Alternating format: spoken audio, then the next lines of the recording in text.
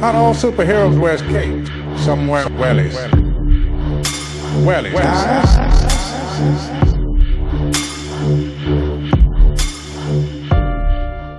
Hello everyone and welcome to another edition of the James Conway Experience, and we're absolutely blessed to have an in-person interview with what is and will definitely become one of the most forefront figures in Ireland with regards to telling of the truth and basically documenting what I perceive as kind of a downfall of Irish society in general.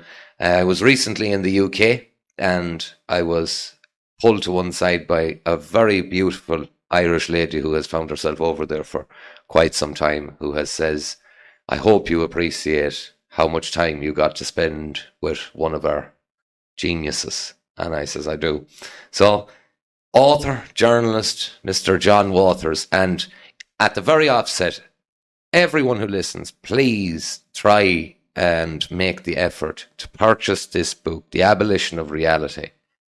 This is going to become the diary of what occurred that you will be able to give to your grandchildren, and perhaps they may be able to understand just how pernicious of an attack this was on our state. So John, thank you very much for James. coming to Drumore West once again. It's a great pleasure. I love coming across the countryside this morning and looking at the, seeing Eastie, all these places, the names I know, and that I, as a young fella, went to dances in that dance place. It's lovely to be here. It's a beautiful part of the country. Especially today now. Yeah. That was the first thing I said to you when I came in today. Yeah, I felt there's something very strong coming across the mountains there, that I had. Because I remember that Eastie, Paul Claffey from my hometown, Castlereagh, I used to run a dance there for years, way back. Yeah, the Seafield Hotel. The 70s. Yeah. And we used to the radio DJ, is it? Mm-hmm. Oh, right. Yeah. We used to go there and it was a fabulous place. It's so heartbreaking, James, to look back and know we had such a beautiful country, and then to remember the way it was disparaged and, undermined for so long by scummy media and scummy politicians, and now we're at a kind of a culmination where the vultures are swooping in, yes, they're pouncing and they're ready to snap up the whole lot from under us or around us. But it's still out there, the beautiful country, and the memories it has and all that. I adore this country, and I'm heartbroken by what's happening. On that point, I heard someone describing it as a corpse, and they said, it's like, it's not a pleasant occasion, but you can see a young person in a coffin, and they can be a beautiful person, a handsome young man or a beautiful young woman, but nonetheless, they're a corpse. That's right. And that's how I heard them describing the country. I was rather uncomfortable with it, but I thought... Well, I understand how you would, James. Yeah, it's a very evocative image, though, into the imagination, because that's what it is. It's not a death that has come to its time, It's a death that a nation that never really got off the ground. Yes, that never really got to live, to be an adult, because we never were. That's been our greatest problem, Ireland. That we never shook off the consequences of our history. We never understood them. We never allowed ourselves to understand them. We refused to hear the true nature of our condition, arising from those hundreds of years of abuse and colonization and so on. And we kind of thought we could just shook it off, and sure, we're self-confident people now, and all this bullshit. And we weren't. We were an egomaniac with an inferiority complex. And we still are. But now we're suffering the consequences of that, which is that we never realized ourselves. We couldn't ever... because everything about us, everything about our so-called success was constructed, it was false, it was fake. The industry, the FDI, foreign and direct investment, it wasn't us. It's like I used to always say, we got our grandfather died and left us a building on the main street, and there was a shop downstairs and a few rooms overhead, and we couldn't figure out what to sell. So, well, we said, sure, we won't bother selling anything. We'll rent it out and live upstairs. Mm-hmm. And that's what we did. We've done that now for 40, 50 years. And the chickens are coming home to roost now. So, you know, it's awful to see, really. Can I hit you with this, John? Because I've been doing a lot of thinking about it. I recently began looking into some of the eminent psychologists and, you know, the psychological condition and that. And it strikes me that the Irish people en masse seem to be exhibiting every symptom of Stockholm syndrome that is possible to exhibit, which is, like I said it to you last night on the phone, we're in this room and we're trapped in the room. And instead of clawing at the walls and trying to break the window and making some attempt to escape, perhaps even attack the person who's holding you in the room, what we've decided to do is, well, if I sit quietly in the corner and pretend none of this is going on, perhaps I'll get enough food to last another day. That's kind of it, James. It's awful sad. It's an awful sad thing to hear articulated in that way, and to hear is made concrete.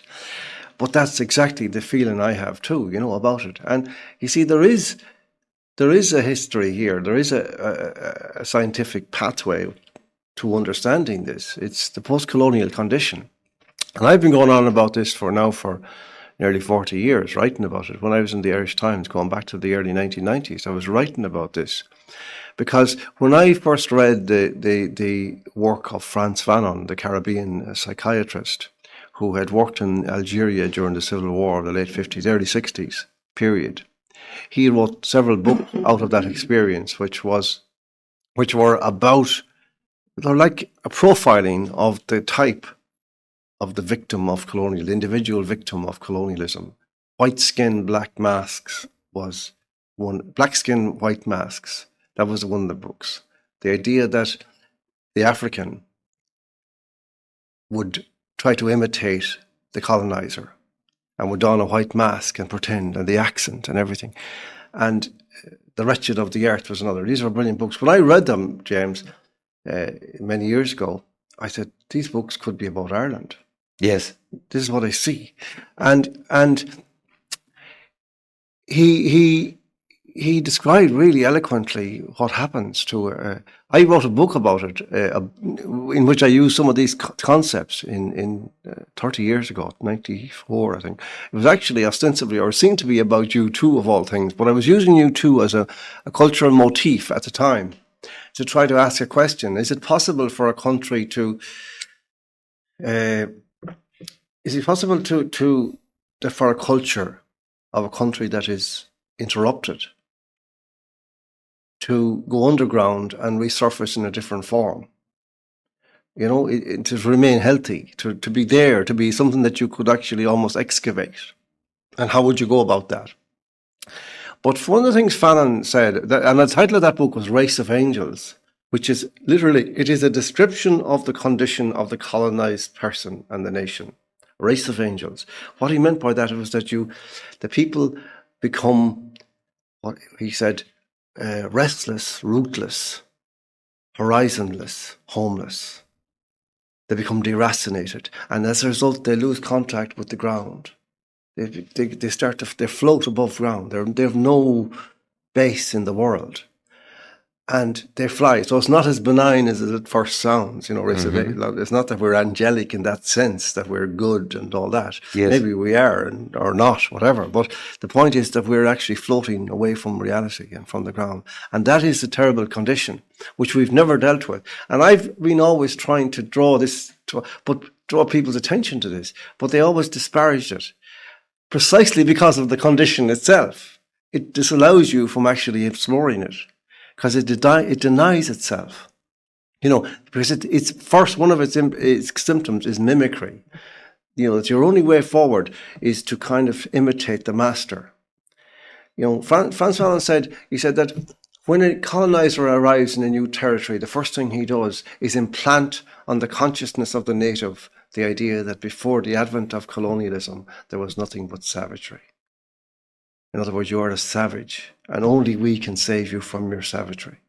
And the only way you can do that is by imitating us and doing what we say. Now, that's very interesting, because in America, amongst the black community, they have a concept which is the Uncle Tom. Yes. The character who says, I'm going to remove myself from this black culture. I'm going to behave more in line with what the middle class whites seem to do. I'm going to educate myself, this, that, and the other. And they get the accusation of being the Uncle Tom. Yes. However, Thomas Sowell, he distinguishes in his book that the dangerous moment for the vast majority of black culture is when they realise that it's an imitation of Scots-Irish, of the middle part of England. He goes through it on an anthropological level, where he points out the words they use, the behaviour they exhibit is simply a copy of those original underclass of whites. Well, you see, this is so that's a kind of a slapstick. That's a kind of a pratfall that they stumble into. We stumble into different ones. Like one of the ones we stumble into is that we don't have the point of distinction that they have, which is black face against white face. Yes. Right? So I did one of my chapters in the book was actually called White Skin, White Masks. So we're caught in this double bind where we look the same as the colonizer. I saw what's the guy who used to do the Savage Eye, Darren McSavage, was it? McSavage, yeah. Yeah. And I thought it was one of the most intelligent observations I had ever seen in a comedy show. It was two Irish lawyers in New York going for the job. One was from Kerry, one was from Dublin. Mm. And it showed the perspectives that everyone was looking from. So the Kerry lawyer was looking at the Dublin guy, and he seen him with the monocle in his eye and the big suit, and he was a kind of a West Brit and all this. Yes. And then the Dublin lawyer looked at the Kerry one, and he seen the culchie with the piece of straw out of the side of his mouth and all this. But when the American lawyer, who was going to hire them, came in, he saw two leprechauns. And I thought, that's the bit we're not getting. Yeah, perspective. Yeah. It's the classism in this country. The working class person is looking and they see the ha-ha and the monocle and they see the culture. But when it gets to America or the UK, they look here. It's not too far from those cartoons in the Victorian times. Yes. People's perception has not moved on. No, it hasn't. But there's another profound problem that has now arrived on our door, which relates very much to this. And that's the idea that there's a double bind that we have acquired as a result of being white, or so we say. Mm-hmm. I don't say white. I never say I'm white. I don't concede that at all. I don't think you're very white either, James, in fairness. You know, like, this is all, it's an ideological description. You know, we're pasty-faced, maybe you would say, or depending on the time of year, we might have a bit of a farmer's tan. Or red at a ruddy would be a good one, you know, but not white. Absolutely not. I'd never take a box saying I was white, because I'm not. And people use these terms like very loosely, and they accept them, but they're imports from a totally alien culture and in a totally alien situation. But, and not alone alien in the sense of being distant, but actually, you know, it's our problem. It's the other side of our problem. And what I mean by that is that, you know, like over the years, when I would try to raise this issue of the colonial thing, post-colonial thing in public, there'd always be some smart ass at the back and say, oh, of course, Ireland was never a colony of Britain. You know, we were part of the British Empire, you know. You know, like, what? Who says? Oh, they said it. And we believed it? That's exactly the problem. That's exactly the condition. And colonialism is not a question of necessarily tyranny in the normal sense. It's not necessarily a question of plunder. These are different separate issues. Colonialism is psychological assault on a nation. Yes. And The problem is that when by not acknowledging it, we have now blundered into a whole new trap, which is that in the world, in the time of mass immigration in the world, we are seen as white, even though we are in the same way the casualties of the period of colonization as are the Africans or the Middle Easterners or anybody else. We have an intense experience of that, the same kind that they have. Yeah. But we can't discuss that with them, and we don't. And they come in and they call us imperialists because they're ignorant. Yes. They've never been told the history of their own countries, never mind ours, and yet they're here living off the fat of the land and abusing Irish people and abusing Ireland and telling lies to themselves and us about ourselves. And the problem is then there's almost nobody in Ireland to say you're talking nonsense. Yes. You know nothing. Well, the whole concept of a politician, and they all reiterate the same line, which is we have international obligations. The truth of the matter is, if you viewed these elections as serious at all, what you would be saying is, I have an obligation to the people who elect me. Of course. And instead of that, every politician reiterates, I have international. To who?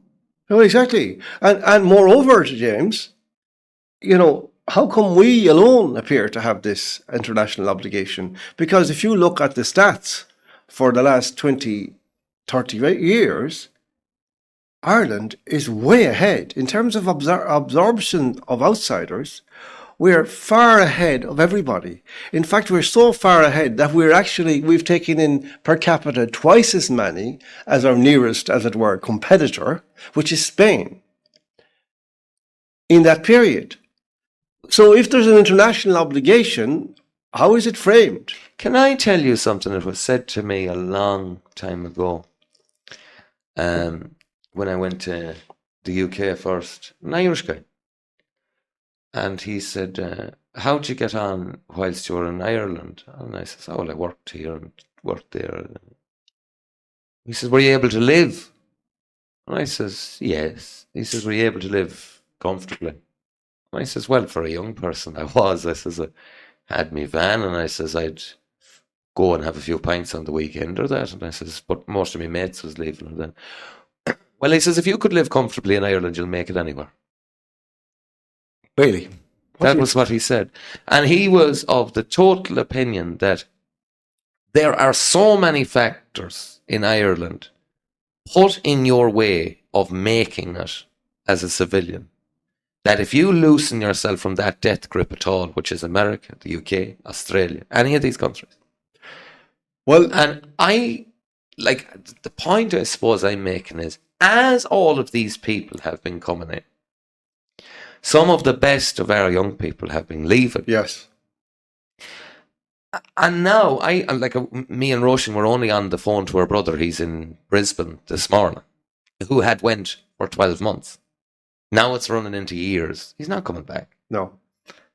And I felt embarrassed, not on my own behalf, but on the behest of, he was showing me around his new home. 3 or 4 rooms, swimming pool, beautifully done place. And he's working as a personal trainer. His partner is something similar, I believe.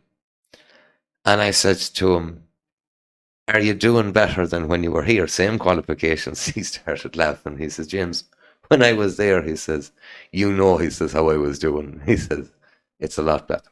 Yeah. Well, that is true. I think that is realistic.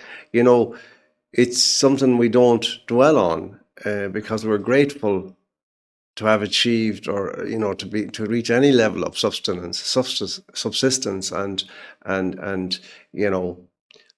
as what you might call progress. But you're dead right, James. I mean, it has been a big struggle all our lives, and the government. The political establishment is almost useless. It's obstructionist, actually, in the way that it makes things difficult for people. Way back, it was like you had to be a certain age to do anything. Now you have to be under a certain age to do anything, to get anything, or you have to be a particular kind of a person. the meritocracy element, to whatever extent it ever existed, is now completely gone. Yes. You know, I actually think about this like in the context of my daughter, for example, and my granddaughter now who's arrived, my first granddaughter. And Congratulations. thank you. But you know, it's a mixed feeling, James, because you know you look at this like, and I'm conscious of the fact that my daughter now has started writing, and she's very good at it, you know, and you know, of course, it's an uncertain future because of the AI thing. You know, writing now is the 5th most endangered activity in human whatever endeavor as a result of AI. But I think that might be a short-lived period before people come to realize that actually without the human element, writing is meaningless. You know, that's my sense. It's not, because writing isn't about accruing simply information or facts or, you know, data, as it were. But, you know, I don't know. I think that, you know, the future, what worries me more than that even, is the idea that we now have a kind of a country where the only possibility of achievement is in any sense that is real or even unreal, any achievement, to be honoured, to be recognised, to be treated properly in this society, you need to have a certain outlook on reality and nothing else. Yes.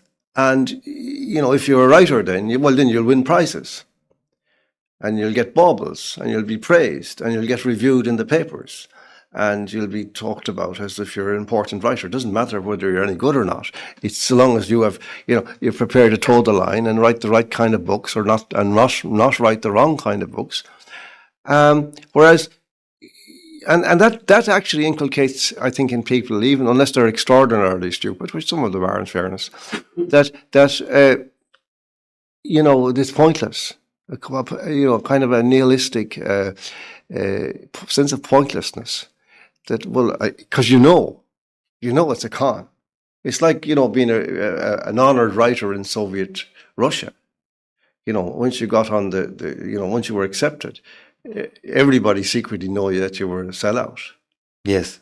You know, and this syndrome is undermining everything now in our culture, because the whole thing is constructed for obedience and consensus and compliance. Well, let me put this to you. Like, I'm 32. My partner's 33. We have 3 children. Yes. My fundamental tie to this country, to this place, is my family, my parents, and then the land. That's it. However, there is land in other places. Yes. My parents are here, and as a parent, you look to the next generation.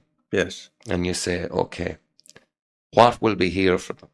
And what I see here for them is exactly what I've seen already taking place in the UK, which is the consequences of unbridled migration leading to the ghettoization of places. There are parts of England where I would not let my daughter go. No way.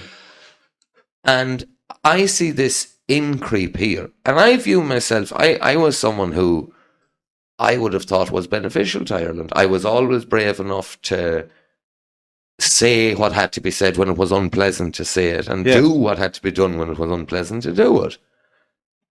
And now I've just came to it's the last week or so I'm really coming to this realization. I look en masse at the Irish public at the moment, and I see very little to like. There are certain individuals, yourself, Darren, people who have came out of the crowd and I've spoken to personally. I looked at the Irish of the 90s and I could love every one of them. I could look at a crowd of people at a football match there and think, most of them men are working on the buildings or on a farm or on a fishing boat. They're a bit wild, all the rest are wiry. That's gone.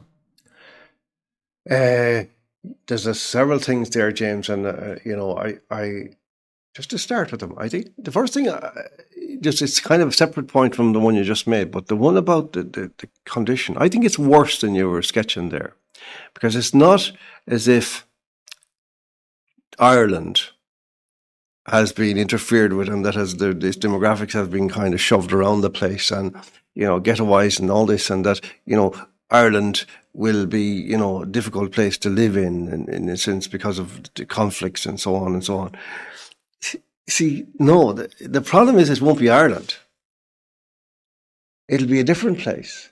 Yes, it will. And we'll be just one of the conflicting elements. Yes. And a pretty small one by the sound of it, by the looks of it. This is what they're doing. This is the level of the crime that's being committed. Ireland is being undone. It's a systematic program, and you can know the way that they when you use words like invasion or replacement or plantation, they go crazy just because those words are true. They're actually they're creating a situation which I call vacant possession. In other words, that's the condition that when you're selling your house, everybody has to leave it, obviously, and you clear all your properties out of it, and there are no liens or whatever on the property. And in that condition, you have a day of completion, and you sign it, and that's it. You're gone. You're left your house in somebody else's house, and you pass it then for the rest of the time, and you say, I used to live there, but you can't walk into it. Yes. Well, something similar is happening with our country. But here, vacant possession means that there will be a minority only of people who remember, who have affection, who have a patriotic attachment, who have an ancestral connection with the country, and therefore a sense of proprietorship. That's anathema to the powers that be now, because there are certain people in the world who believe they have the chits up here in their pockets, and that they will produce them and say, no, we own this country now. But you see, the problem is with that, there's only one problem with it, actually. They have the chits. They're illegal. They're unlawful. This is a crime. They are the produce of crime, the proceeds of crime. But nevertheless, they will pass muster in the corrupt culture that we have now created. Yes. But the point is that vacant possession means that it won't be our country anymore. But they need. Possession is still 9/10 of the law, so we're here still. But they're coming in vast numbers, and one day, in the not very distant future, I think the official figures are still saying that they're only about 30%. I don't believe that.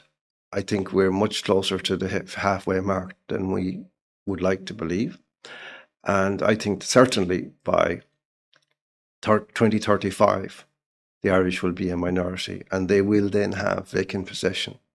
And they in this case, in my estimation, is primarily the oil barons of the Middle East, because they're the people that are coming in, and they're the proxies that will lay claim to the territory and allow the handover of this island. And we're on the way, therefore, to becoming the Islamic Republic of Europe, formerly known as Ireland. Well, that's a very interesting concept, because it's something that I described as Ireland could become the Amish colony of the Islamic world. Yes. And nobody is looking at it. Like, even if you think of the UK from a geographical standpoint, there's plenty of parts of England and Wales that would put you in mind of Ireland. But you were still dealing with a population that was at least 70 million, if not 80 to 90 million, because there's plenty of people who are unregistered. Whereas Ireland was between 4 and 5. Now, people don't think of that in relative terms. London is between 9 and 12, one city. You had an entire country that had half the population of a city. Yes. That's not hard to turn around very rapidly, especially when you have a death rate, the rate of which we have now at the moment, and an outward migration rate. Yes. It's staggering, James. I mean, let me just give you a little bit of a flavour of that, because you see, the figures are not emphasised. We have no media. We have a corrupt media, so therefore nobody's being told these things. The figure for increase in the population, Ireland's population is increasing very rapidly, if not exponentially. when you consider the different metrics, like not just incoming populations, but the level of increase among the alien population as compared to among the indigenous population, and so on, the birth rates, the fertility rates, and so on. But one metric I've heard is, since 2019 up to 2024, do you know the proportions of the increase level? Let's just say the increase is whatever it was, 1 point something million. What percentage of that would have been indigenous, would you say, the increase? Less than 5, I'd imagine. Less than 5%? Yeah. It was actually 6. Yeah. 94 to 6. Now, but actually you're more than likely bang on, because that 6% also includes a fraudulently achieved.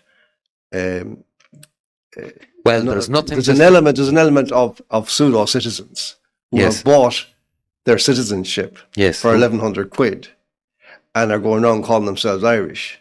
Yes. Like the guy on the steps of the GPO there, or not on the GPO, he didn't get that far, of Central Bank, who told an Islamic guy with a Middle Eastern accent, who stood up with a straight face and said that this is our country and we love this country more than the other Irish, which was us, by the way. Devil's advocate, is he telling the truth? Do they love it more? I don't think they love it at all, James, but they want it more. Yes. Yes. But yeah, well, that's a different matter. Well, you see, I go back to the boxing ring with a lot of things in life. Yeah. There's plenty of boxers who don't love fighting, but they might like the check at the end an awful lot. And they're willing to do what's necessary to get the check at the end of it. Well, then your analogy works perfectly. I can't dispute it, because yes, they definitely have a greater zeal to have this country than the people of Ireland. They know what it means, Jim. They know the value of this country. Yes, that's exactly it. They know the value of it. But Darrow O'Flaherty said, if you're not willing to spend 50 quid on a bus ticket to get to Dublin for your country and try and get your country, you'll have a country not worth 50 quid. There you go. But I've tried saying this to a lot of young Irishmen. You do not know what it is to grow up in a place where there's no grass, there's no water, there's nothing. And then you land to a country where you can grow anything you want. You can basically take your cup, walk for 500 yards in any direction, you're going to find a bit of water someplace. Yeah. Perhaps it's even falling out of the sky into your cup. James, right? James, I know. Like, I've been to Africa and I've written about this, and I've done a documentary about Zambia. And I there was watching a most extraordinary thing.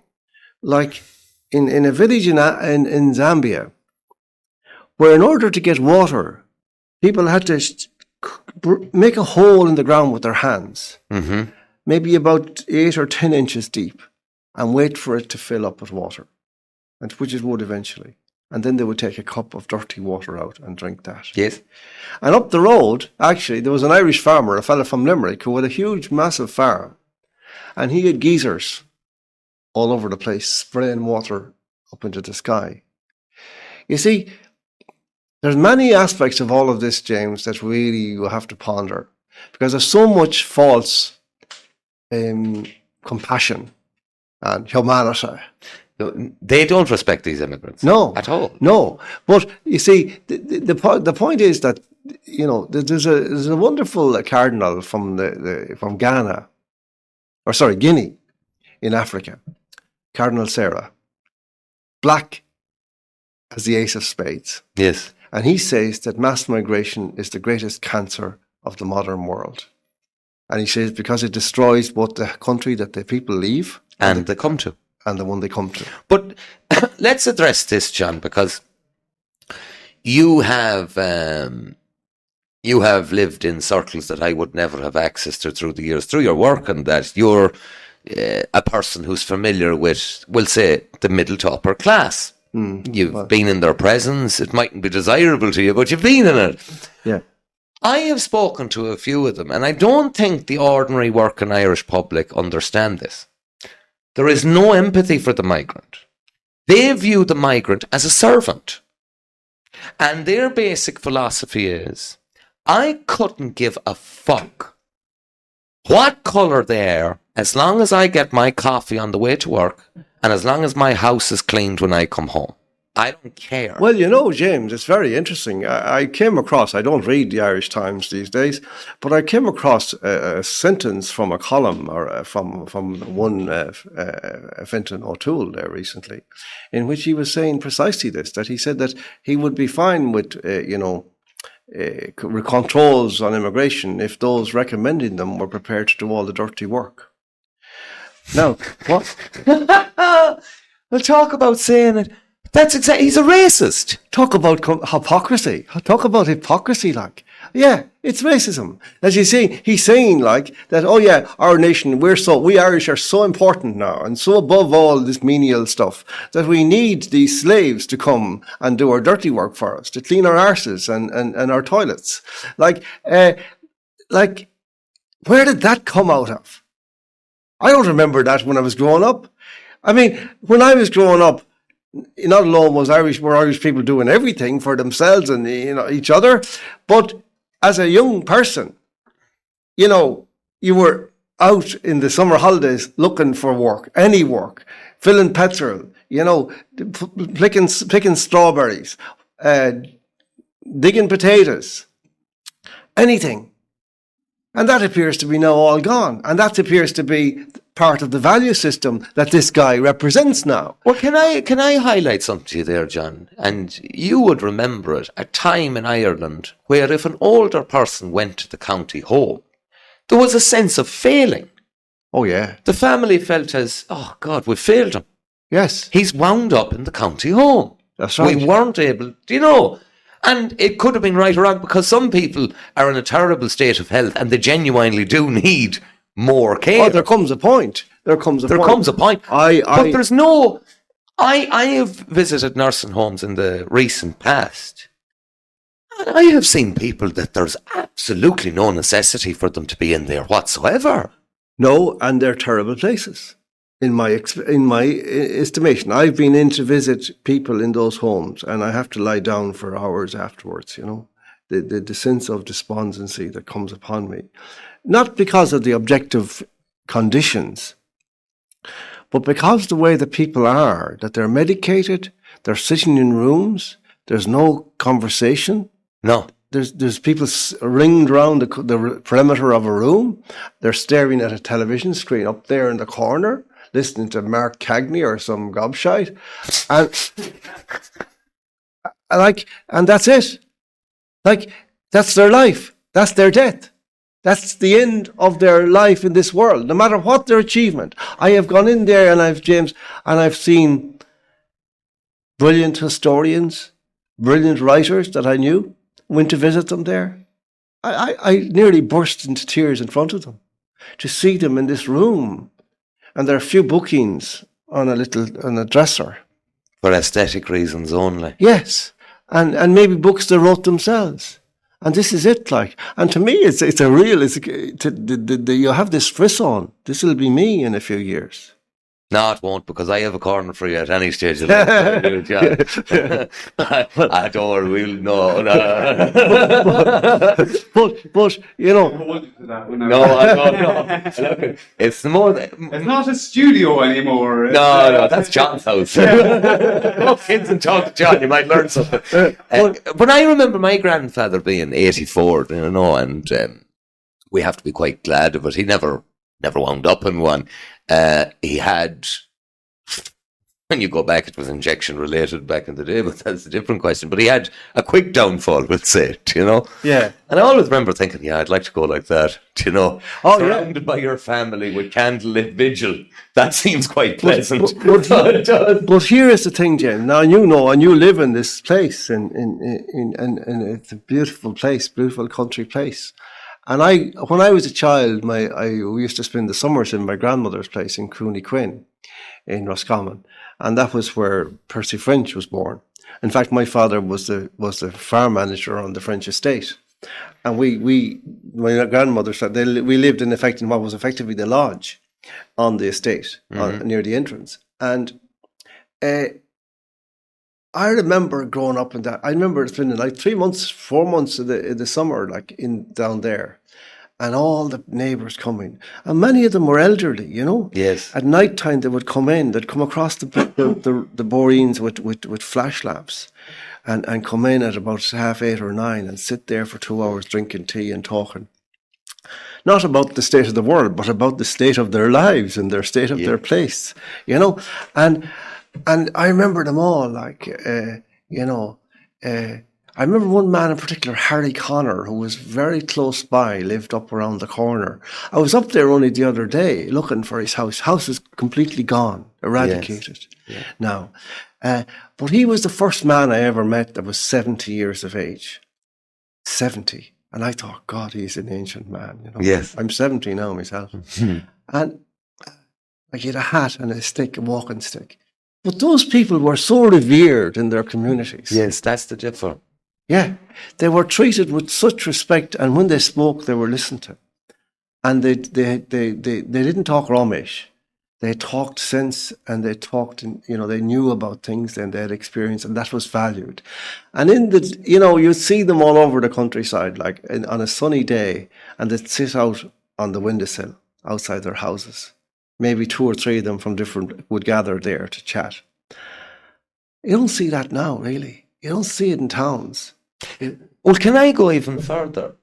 Because the entire townscape, landscape has changed. And I had this discussion with a friend of mine. We were recently at a funeral from my home area. And it was a parent of a good friend of mine. I had spent so much time in that house, and it was nice to hook up as well with what was my best friend growing up, but just through life for that, Yes. He went the college path, I went a different path. But we were talking after, and I says, God, doesn't the place look different? And he says, in what sense? And I says, well, you had the kids, like there was a lot of kids, every house. Now there's 2. Yeah. And everyone knows them because they're the only 2 kids. That's right. And they're lonesome. They're lonesome because they don't have you friends. See, they're both their brothers. Yeah. They're in the one house. But it's not like when I was there that you went across to that house, then that house went to that house, and everyone, there was bicycles at every corner, and we had a little shop at the end of the road. Kitty Hunt had the shop, and that shop is gone. Yeah. And and then I just thought about the towns as well. So you take a town like Ballymote or Ballycarrow was a village, or that. You had all these old characters that spent the majority of their day kind of wandering the paths, chatting to each other and chatting to anyone who passed them. None. No. Very few. It's becoming very bleak. It's becoming very bleak. And you see, all of these are symptoms of what's happened to our country. It's not like, you see, this is the amazing paradox that never before have we talked so much about progress and growth and development and modern and all this sort of nonsense. And never before, at the same time as we are losing everything worth having. And I'm not talking about any kind of sentimentalities or, these are core values of human existence. Respect for the old, respect for the young, cherishing the young, protecting the young. Now, you didn't look at the official sector of our society, whether that be the political, media, whatever it is, medical, whatever, and look at the way that the attitude that's emanating from all of that towards, look at the education system where they're pushing pornography and drag queens on our children. How did we go from a culture which maybe was a little bit too rigid, maybe, with regard to its morality and its moralizing, maybe, I don't know, it's an arguable point. How do we go from that in a matter of a few years to a culture which actually is the opposite, which has flipped completely inverted itself, and is now insisting that black is white and up is down. But it's all a matter, I think, of observation, because what the media depicts does not exist. Do you know, the media, when you watch an RTE thing where they go to a youth group or something like that, and you see all these children and they're there behind the microphone and the whole lot. I was recently in a village in Mayo and I just got this twang in the heart looking at it. It was a playground with a bicycle lock around the gate and the moss and, the overgrowth and all of this was taken over. And I spoke to a local. I says, what's the story with the playground? She's no kids here, she says. She says the only thing that was using that was old druggies. And I thought, this is rural Ireland, and you have an image there where you have a playground that's been locked under lock and key, and the only response to it is, that was only the old druggies was using it. And then I remember a Fine Gael TD making the statement in the last election, rural Ireland has never been so vibrant. Yes. And I thought, you horrible man. Liar. Well, you see, here's another interesting thing. I came across a book there, a friend sent it to me a few months ago, that was it was published, I think, the year before I was born, 1954. And it was an American publication. It was part of the American diaspora. And it had a whole series of essays and analyses in it. It was called Ireland is Withering, something like that. Mm-hmm. And it was like a call to arms by a number of writers, including John D. Sheridan, Sean O'Casey, Heinrich Ball had an article in it, or at least he was quoted in it. There was various people like that who had an interest in Ireland or were involved in Ireland. And they were saying Ireland is dying on its feet because the population is just dwindling and people are not getting married, or they're getting married too late to have children, and they're not having enough children. And it was a fascinating book. And it made me not alone look at a lot of the patterns that I had taken for granted for many years, but actually to start thinking differently about the whole shape of our culture and what's happened to us. Because, you see, when you're born into a certain moment in time, you're fixated by that location, in temporal location. And so you see the past in a certain way, and you look to the future in a certain way. And of course, in the media, in the modern media, where you're educated, as it were, to disparage the past, that is going to have an effect on you. But you see certain phenomena as they occur, even if they've occurred recently or are occurring at the moment, as in much larger frames than they perhaps deserve to be. And I think that's been one of the great flaws of our thinking, or causes of the flaws in our thinking in my lifetime, because we tended to sort of regard our problems as having been over by virtue of there having been a boom in the late 60s, and an increase in population, and then the boom of the Celtic Tiger again in the 1990s. And these were proof that we were a modern, self-confident nation, whereas the evidence for that was very, very thin on the ground, because all we did, as I say, was we rented out the shop and let everybody come in and dictate us, well, what kind of paint, what colour it would be painted, and, what the furniture would be like and what the carpets would be like. And it was none of our business. They would look after the shop, and that became Ireland in a certain sense. And the shop window was Ireland. But if you actually stand back from the map, out of your own temporal spot, and look at the pattern of Ireland, say let's take it from the middle of the 1800s, say 1840 onwards, and the beginning of that period of the genocides that occurred in the 1840s.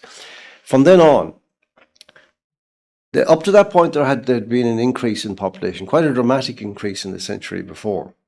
But from the point, certainly from the 1850s onwards, it was all downhill.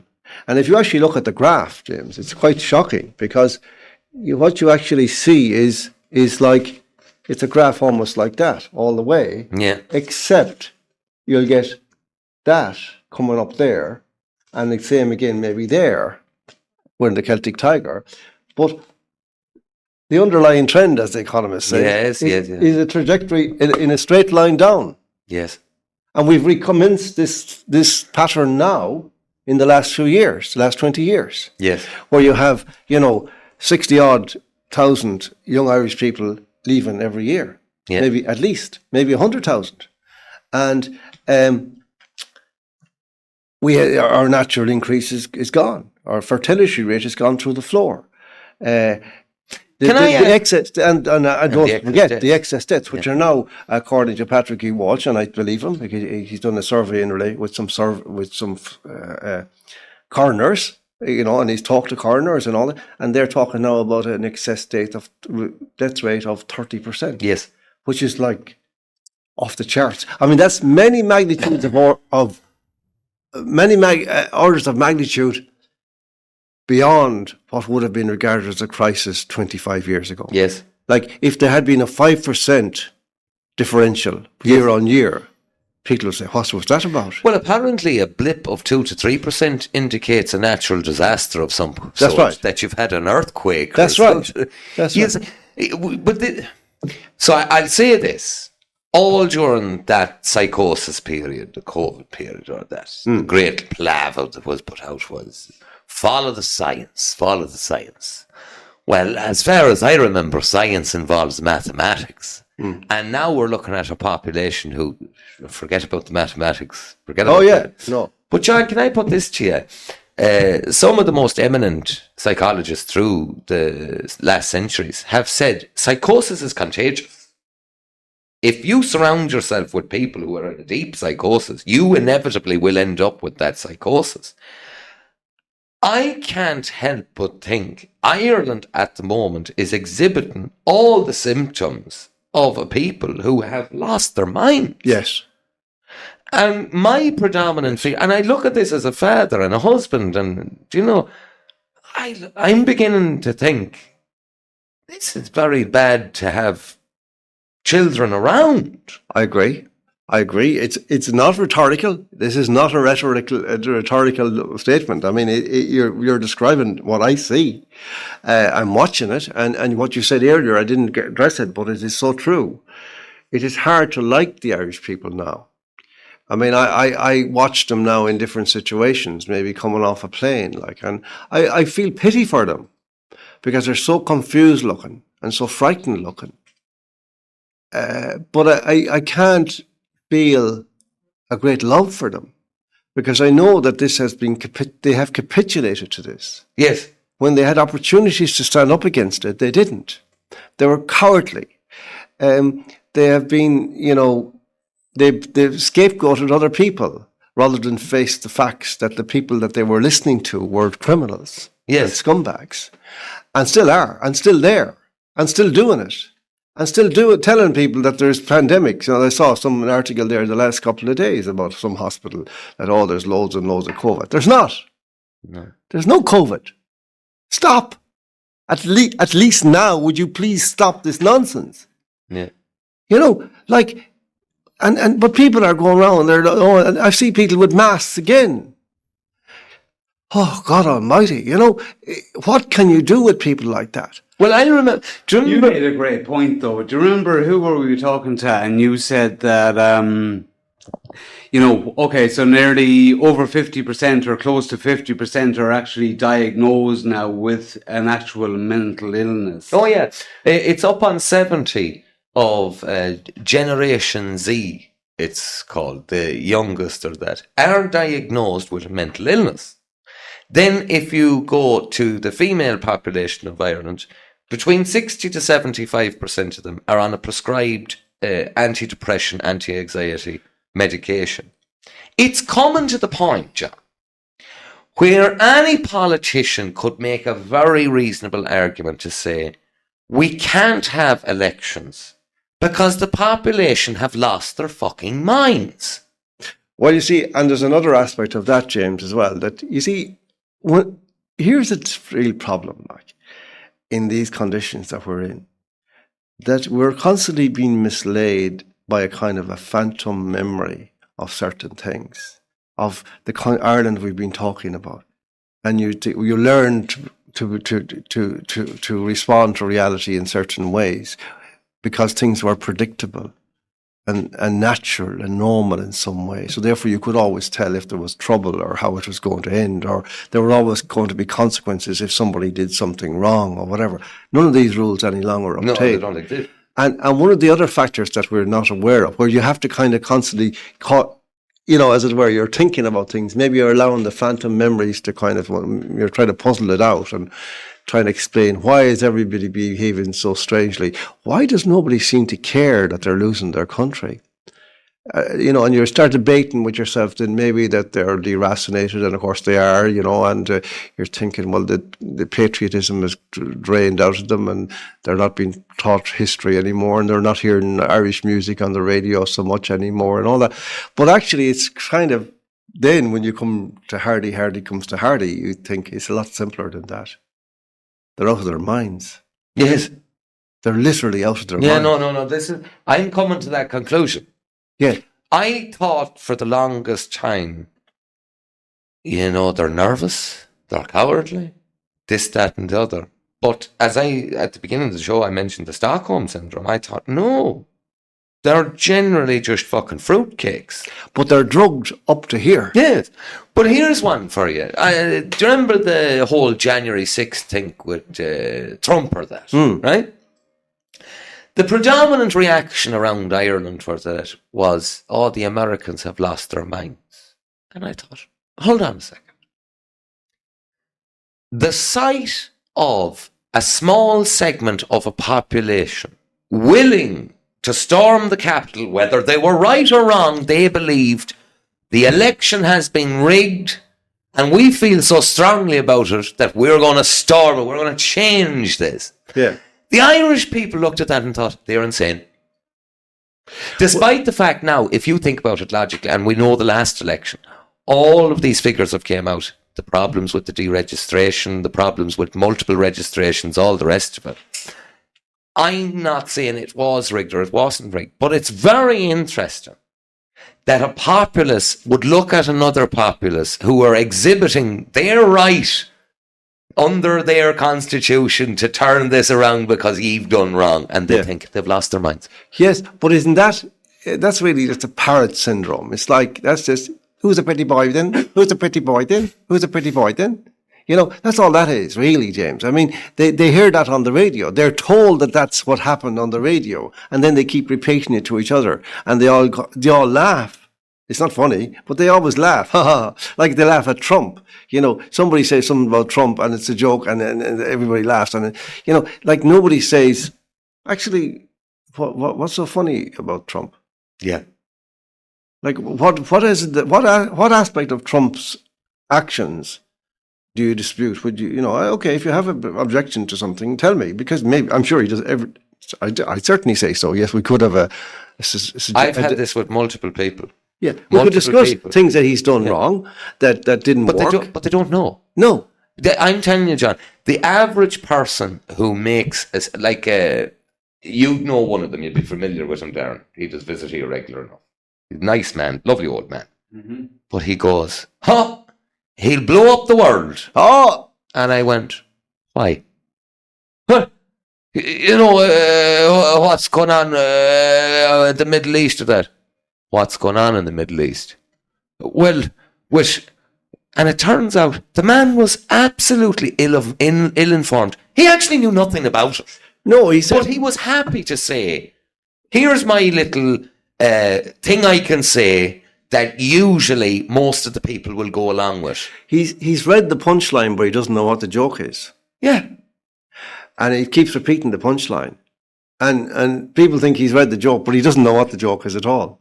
Like, so it's extraordinary. I see these people all over the place, and they look at me with funny stares and all that. There's a particular guy I see, and he has a kind of a catchphrase, like he goes on about the orange orangutan in the White House, and to all his mates he's talking about this every day. I see him in a certain place, and he he's not getting the same laughs as he was in November last. Now their laughs are kind of very hollow now, but he's still at it. And there was a very funny incident happened there recently. I was sitting close nearby these people, the group of people. It was a good they're all elderly people, as I am myself. And one of them, I heard this voice, saying, "John, John." And I thought I was imagining it because they couldn't imagine any of them were talking to me, But eventually I looked around and there was this guy and he was one of them. And he said, "John, my wife heard you on one of your posts on YouTube there recently, and she agreed with everything you said." And I said, "Oh, well, thank you. And then I said, just to kind of I said, it's very unusual, Your man erupted, this other book, The Orangutan Man. Oh, you see, well, at least it's you saying it and not us. And I said, yeah, but if I wasn't here, you'd be saying it, wouldn't you?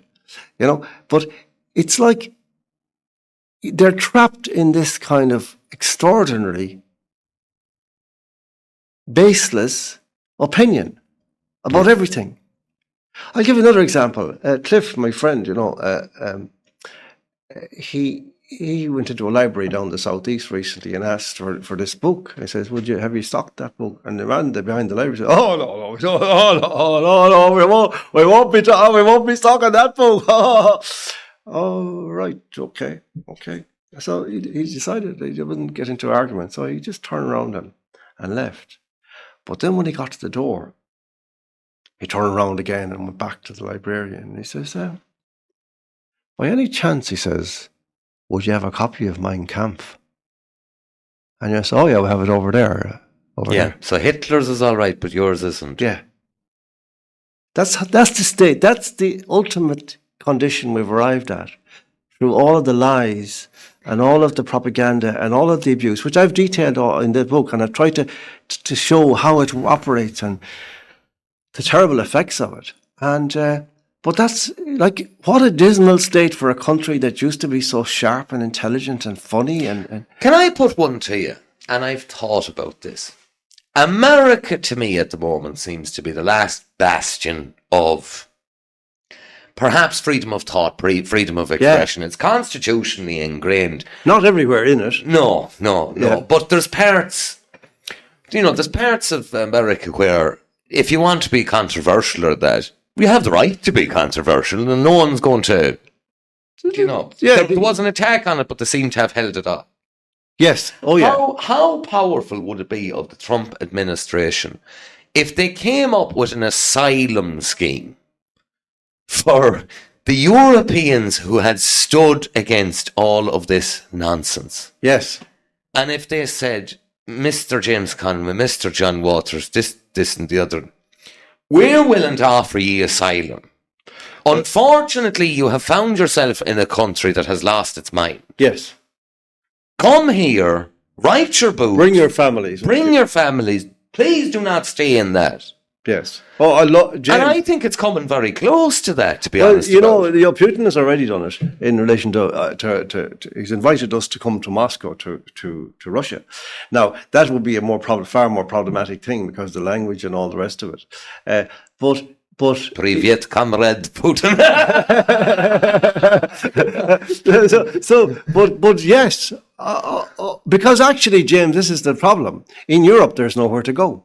I've been looking. I've been going myself. We've been going to my family. We've been going to Spain, to Andalusia, for many years, and we love it there. But Andalusia is in a very sensitive situation because it's on the cusp of Africa, and there's a channel in there, and people are coming back in, and it was once a caliphate, obviously, for hundreds and hundreds of years, and it could very quickly regress, not because of the people of Andalusia. Not even because of the governance of Andalusia, but because of the governance of Spain, which is insane as well.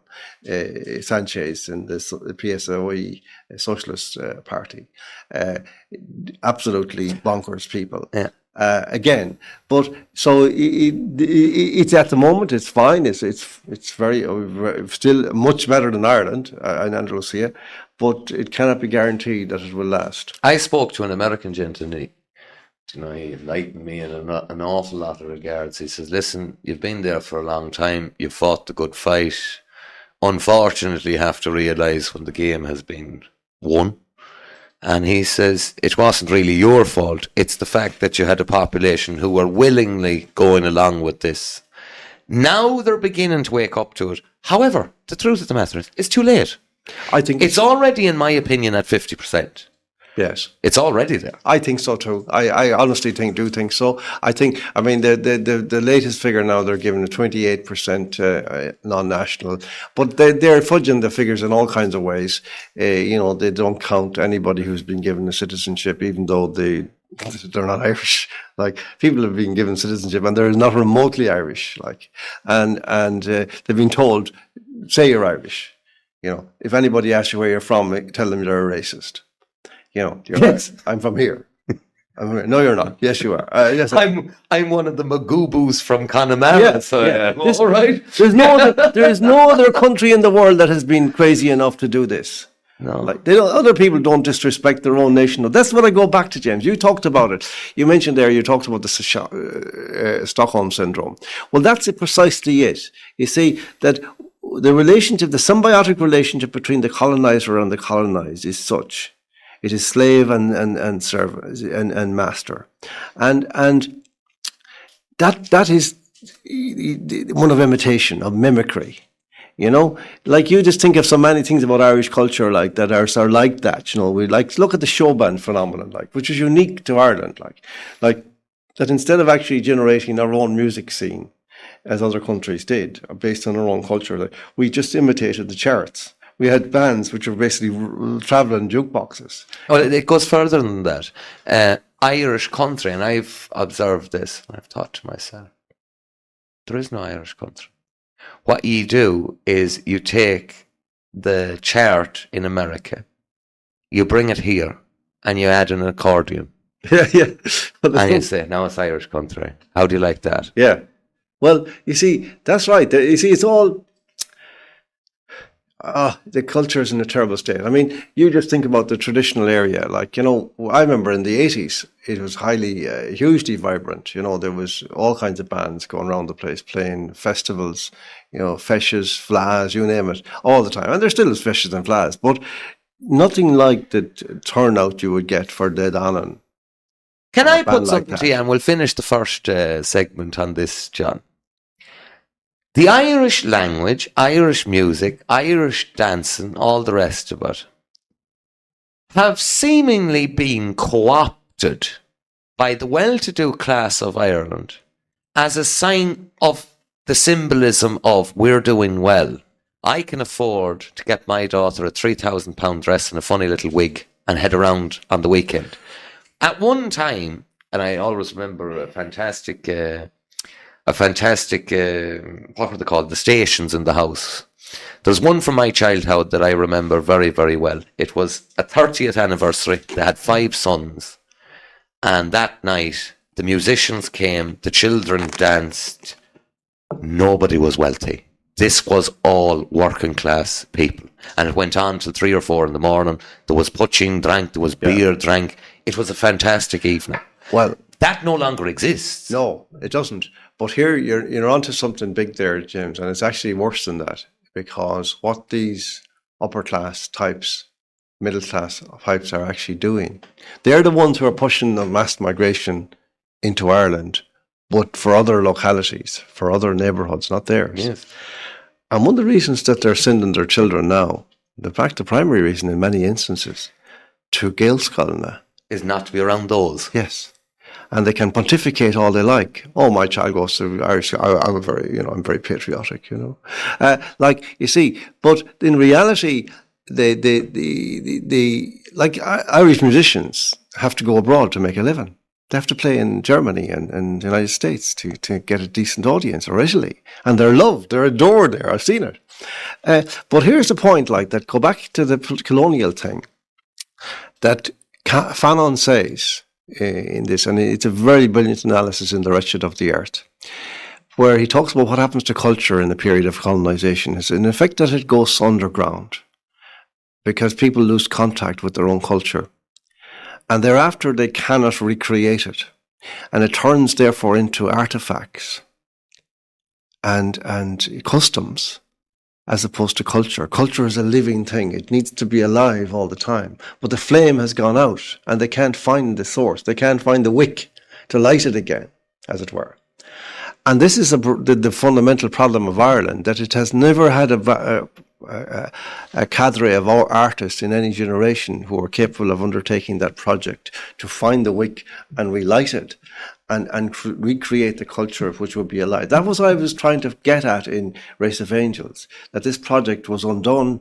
And maybe that's what Joyce talked about, the uncreated conscience of our race, that was the role of the writer. It's still undone. And we've all these Ponzi guys trying to pretend that they're all in the tradition of Joyce, but they don't even know what Joyce was on about. Joyce was trying to create a new mythology for Ireland based on the Greek mythology, but rooted in Ireland, in Dublin.